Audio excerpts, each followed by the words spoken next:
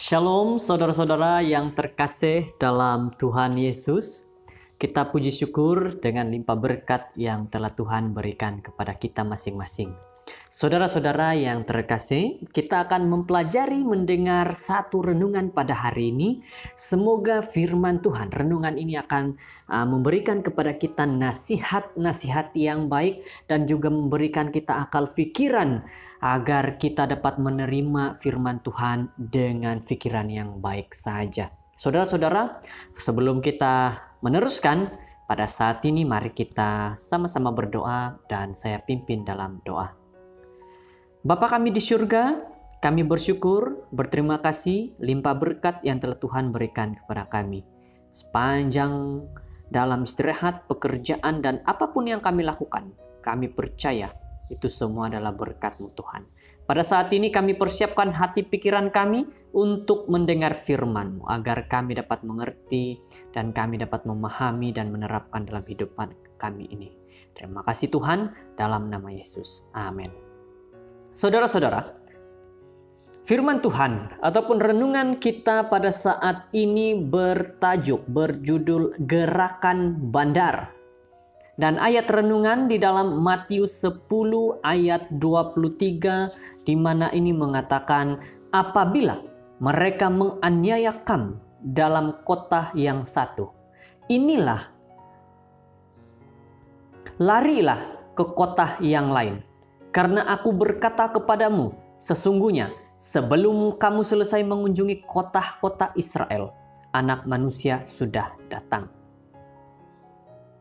Saudara-saudara, pada zaman Paulus, majority orang tinggal di luar bandar, satu arah aliran di seluruh dunia yang tidak akan cenderung menyokong kehidupan kota hingga akhir abad ke-20. Walau bagaimanapun, di kotalah yang menyediakan tanah yang paling berhasil untuk mazhab agama Kristen berakar dan berkembang menjadi sebuah gerakan di seluruh dunia. Rodney Stark, seorang di mana dia mengatakan dengan jelas bahwa agama Kristen ialah sebuah gerakan bandar. Dan perjanjian baru telah ditetapkan oleh orang-orang yang tinggal di bandar. The Rise of Christianity. Muka surat 147. Paulus sendiri ialah orang bandar. Dan ketika dia mengkatalogkan secara retorik tempat-tempat di mana dia telah mengalami bahaya, dia membahagikan dunia kepada kota, padang gurun, dan laut. Inilah yang dibuat oleh Paulus.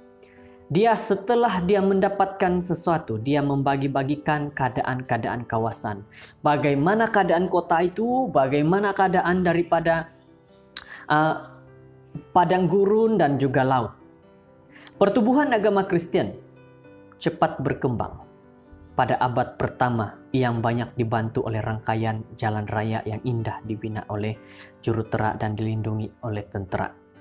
Perluasan iman orang Kristen itu dikaitkan dengan rapat dengan kemampuan pribadi untuk bergerak secara bebas, secara fisikal maupun sosial.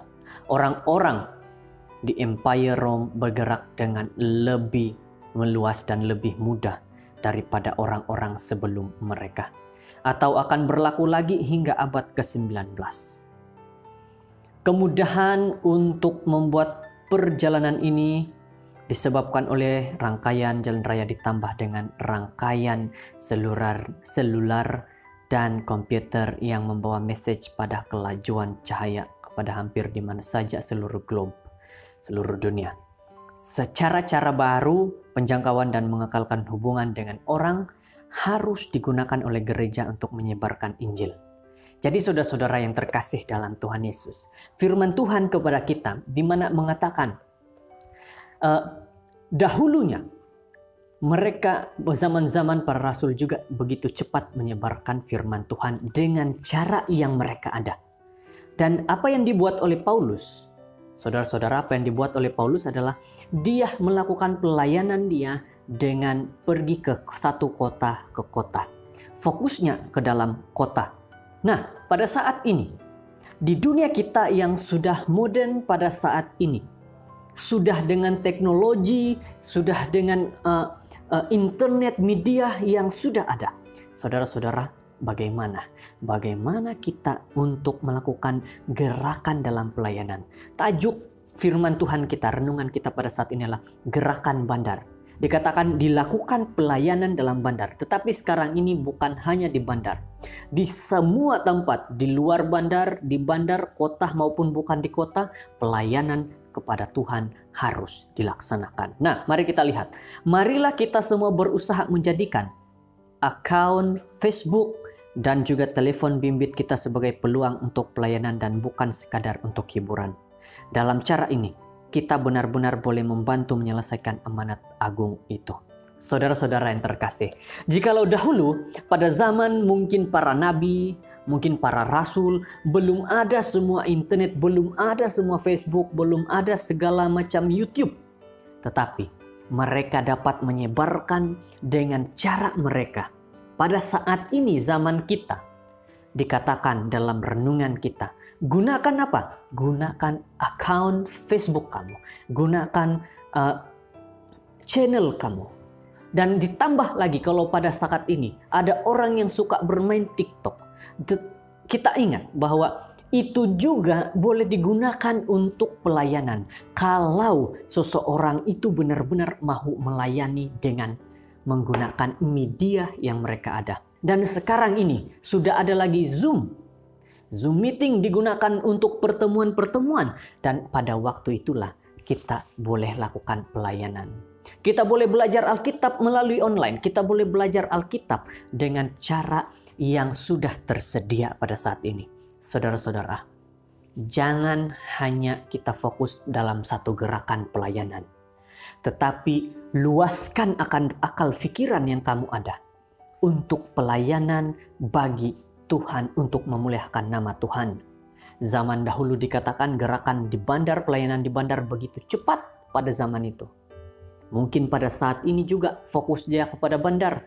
Tetapi saat ini, waktu ini, gerakan di kampung-kampung, di pekan-pekan kecil harus dilaksanakan. Saya ingin mengajak kepada kita semua yang mendengar firman Tuhan. Saudara-saudara boleh sampaikan firman Tuhan ini, message melalui renungan harian kita ini.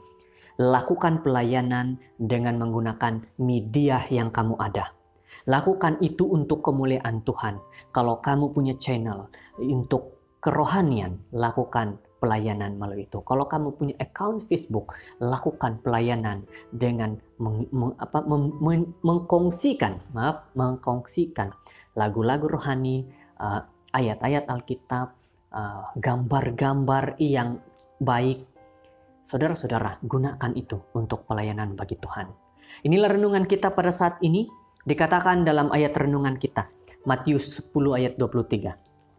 Apabila mereka menganiaya kamu dalam kota yang satu, larilah ke kota yang lain. Karena aku berkata kepadamu, sungguhnya sebelum kamu selesai mengunjungi kota-kota Israel, Anak Manusia sudah datang. Nah, kita lihat ayat yang sangat baik kepada kita. Kalau kita tidak dapat fokus terus karena ada gangguan di satu tempat, lari kepada tempat yang lain untuk meneruskan firman Tuhan. Saat ini, mari kita sama-sama melayani bagi nama Tuhan. I will go.